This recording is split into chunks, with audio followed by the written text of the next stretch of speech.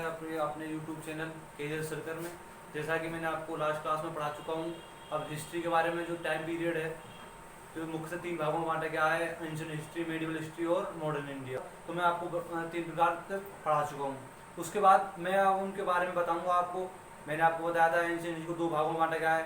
एक तो होता है क्या कह रहे हैं, तीन भागों में बांटा गया, प्रागैतिक काल, आधे ऐतिहासिक काल और जो लास्ट है वो है ऐतिहासिक काल। तो सबसे पहले प्रागैतिहासिक काल को दो भागों में बांटा गया था, स्टोन एज और कॉपर एज में। अब उसको भी स्टोन एज को भी तीन भागों में बांटा गया था, पुरापाषाण काल, नवपाषाण काल और क्या है मध्यपाषाण काल। तो अब उनके बारे में हमने उनका जो टाइम पीरियड था वो तो हमने पिछले लास्ट वीडियो में पढ़ चुके हैं। लेकिन जो उसके बारे में हमें जो साक्ष्य हैं, तथ्य हैं, जिनसे हमें जानकारी मिलती है कि हाँ ये ऐसा हमारे प्राचीन में रहा होगा, या फिर जो साक्ष्य हैं, और उसके बारे में हम यहाँ पर पढ़ेंगे और उनके अंदर डिटेल सॉल्यूशन भी पढ़ेंगे।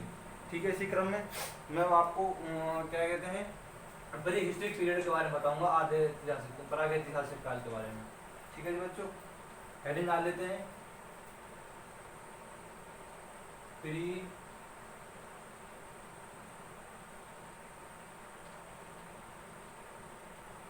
Historic period. ठीक है बच्चों, प्री हिस्टोरिक पीरियड, इसको हिंदी में कहते हैं प्रागैतिहासिक काल। प्रागैतिहासिक काल। ठीक है बच्चों, अब जो इसका जो ये था मैंने आपको बताया था, ये दो प्रकार का होता है, क्या कहते हैं स्टोन एज और कॉपर एज। दो प्रकार पढ़े थे इनके, दो प्रकार। एक तो था स्टोन एज, और दूसरा था कॉपर एज, कॉपर एज। ठीक है जी, पाषाण युग, और जो था ये होता ताम्र युग,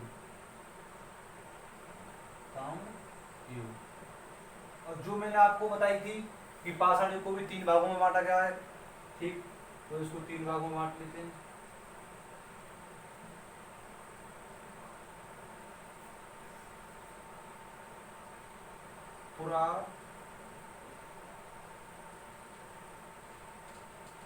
पुरापाषाण काल,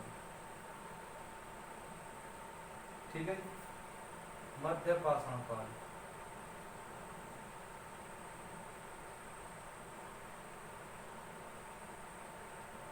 और ये है नवपाषाण काल, नवपाषाण काल। ठीक है बच्चों, आपको परेशान होने की जरूरत नहीं है। अब मैं जब आपको इनके बारे में डिटेल सॉल्यूशन पढ़ाऊंगा ही बताऊंगा, तो मैं इनको इंग्लिश में भी लिखूंगा, क्योंकि ब्लैक बोर्ड थोड़ा छोटा है, इस वजह से मैंने हिंदी में लिख दिए हैं। लेकिन मैंने एक बार इनका फिर से टाइम पीरियड आपको दोहरा देता हूँ। इसको माना गया था अननोन टू 8000 BC। ठीक, और इसको माना गया था 8000 BC से लेकर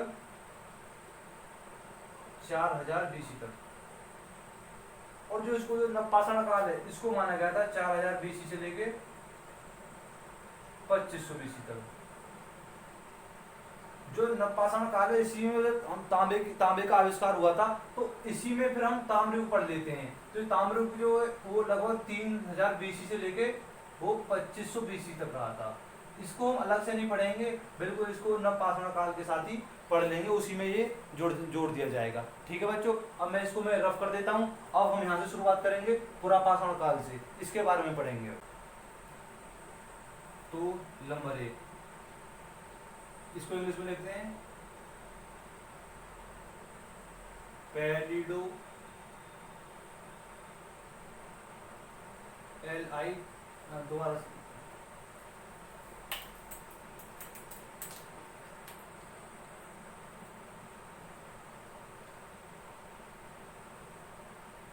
पैलिडोलिथिक, LITHIC, पैलिडोलिथिक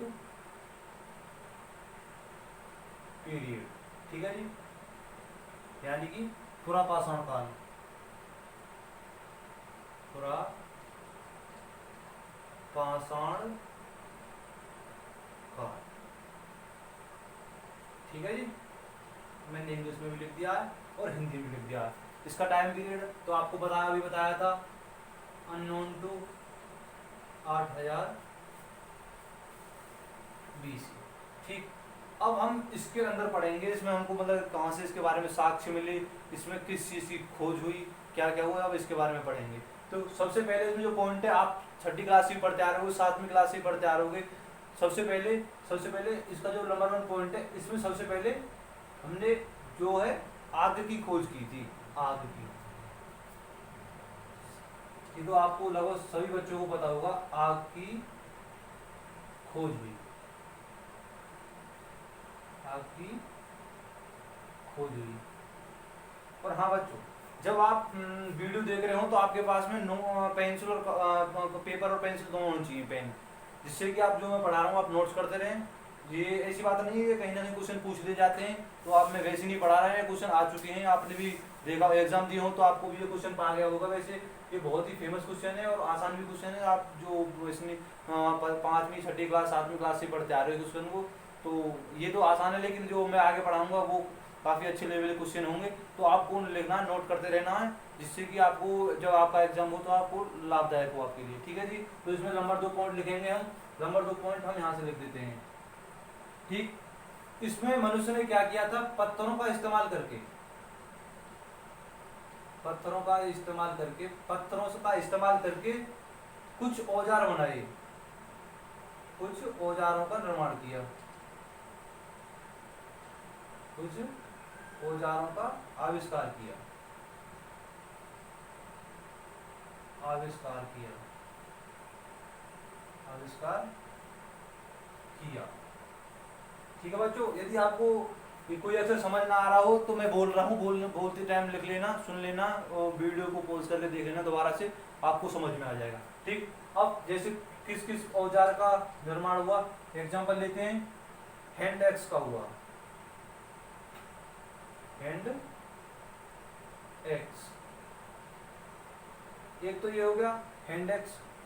फिर जो दूसरा था वो था कैलिवर्स,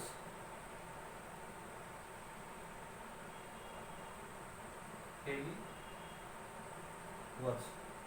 ठीक है जी, ये 2 औजार हो गए। एक होता स्केपर्स, स्केपर्स, ये जो औजार थे इनका मनुष्य ने और ईटीसी, ये स्केपर्स। ठीक, ये मुख्यतः 3 औजारों का आविष्कार किया था मनुष्य ने पुरापाषाण काल में। ये क्वेश्चन पूछ ले जाते हैं, जैसे कि हैंड एक्स का आविष्कार किस काल में हुआ था, तो आप आराम से टिक कर दोगे पुरापाषाण काल में हुआ था, तो ये क्वेश्चन बन जाते हैं। अब इसमें तीसरा पॉइंट लिखते हैं, जो है हमारा तीसरा पॉइंट है इसमें सबसे महत्वपूर्ण, इसमें जो ये तीसरा पॉइंट है, गुफा चित्रकारी प्राप्त हुई पुरापाषाण काल में। और जो गुफा चित्रकारी प्राप्त हुई वो कहाँ पे, कौन से स्थान पर मिली, यही पूछ लिया जाता है। लिखिए, गुफा चित्रकारी, गुफा चित्रकारी भी प्राप्त हुई। अब आप ये कहेंगे सर गुफा चित्रकारी कहाँ से प्राप्त हुई, तो आपने एक जगह सुनी होगी भीमबेटका, ये है भोपाल में। भोपाल कहाँ पे है, मध्य प्रदेश में। तो ये लिख देता हूँ मैं, बाद में बताऊंगा क्वेश्चन कैसे पूछा जाएगा। ये है भीमबेटका,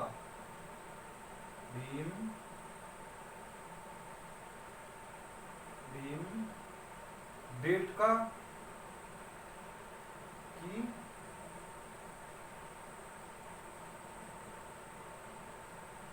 गुफाओं की चित्रकारी। जो ये भीमबेटकाओं की गुफाओं की जो चित्रकारी है, ये हमको पुरापाषाण काल में ही प्राप्त हुई थी। ठीक है जी, अब ये भीमबेटका कहाँ पे है, ये है भोपाल में, भोपाल। आप सुनिए बस सर भोपाल कहाँ पे है, तो भोपाल मध्य प्रदेश की कैपिटल है और मध्य प्रदेश में है। तो ये क्वेश्चन कई बार पूछा गया है कि जो भीमबेटका की गुफाएं वो कहाँ पर हैं। एक तो ये क्वेश्चन बनेगा यहाँ से, तो ये टिक कर देगा भोपाल, ये तो ऑप्शन भोपाल होगा या फिर मध्य प्रदेश होगा, आप कोई सा भी टिक कर सकते हो जो उनका आपको वहाँ पर दिख रहा हो, ठीक। लेकिन दोनों नहीं होंगे ऑप्शन में, एक ही होगा, ठीक। और दूसरा क्वेश्चन पूछेंगे किस काल में प्राप्त हुई, तो आप आराम से आंसर टिक कर दोगे, पुरापाषाण में, ठीक, पुरापाषाण काल में आविष्कार हुआ, ठीक है, प्राप्त हुई, ठीक है। आप इसमें और इसका एक और पॉइंट रहा है इसमें, ठीक है जी, आपको 3 पॉइंट हो गए। आप इसको वीडियो को पॉज करके देख लेना, नोट्स बना लेना काफी अच्छे से। मैं बोल तो रहा हूँ, यदि आपको कोई अक्षर नहीं समझ में आ रहा हो, वैसे मैं कोशिश कर रहा हूँ कि आपको अक्षर समझ में आए। और जो चौथा पॉइंट था,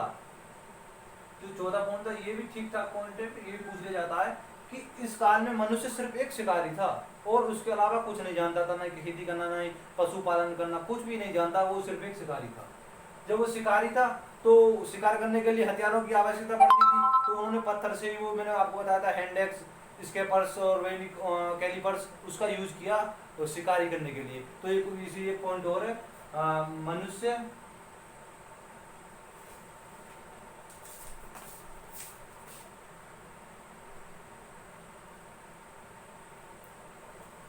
सिर्फ एक शिकारी हुआ करता था, सिर्फ एक शिकारी हुआ करता था,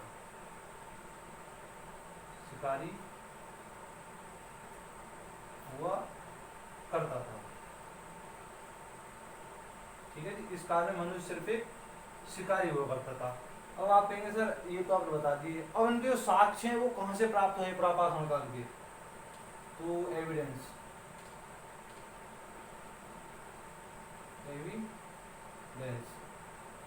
यानी कि साक्ष्य। एक तो है जो हमको प्राप्त हुआ है बेलन नदी घाटी से, बेलन नदी घाटी से, ठीक है बच्चों। और जो दूसरा साक्ष्य प्राप्त हुआ वो हुआ है सोहन नदी घाटी से, ठीक है बच्चों। तो दूसरा है वो है सोहन नदी घाटी से, सोहन नदी घाटी से। और जो तीसरा जो साक्ष्य मिला, जो तीसरा में प्राप्त हुआ है वो हुआ है नर्मदा नदी घाटी से, नर्मदा नदी घाटी से, ठीक है बच्चों। अब आपको ये आपका जो है पुरापाषाण काल है ये आपका खत्म हो गया है। अब मैं आपको दूसरा पढ़ाऊंगा मध्यपाषाण काल, ठीक है बच्चों। अब मैं इसको मिटा देता हूँ, आप नोट्स बनाने अच्छे से, ये आपके लिए बहुत बहुत लाभदायक रहेंगे और हेल्पफुल रहेंगे हर एग्जाम के लिए, ठीक है।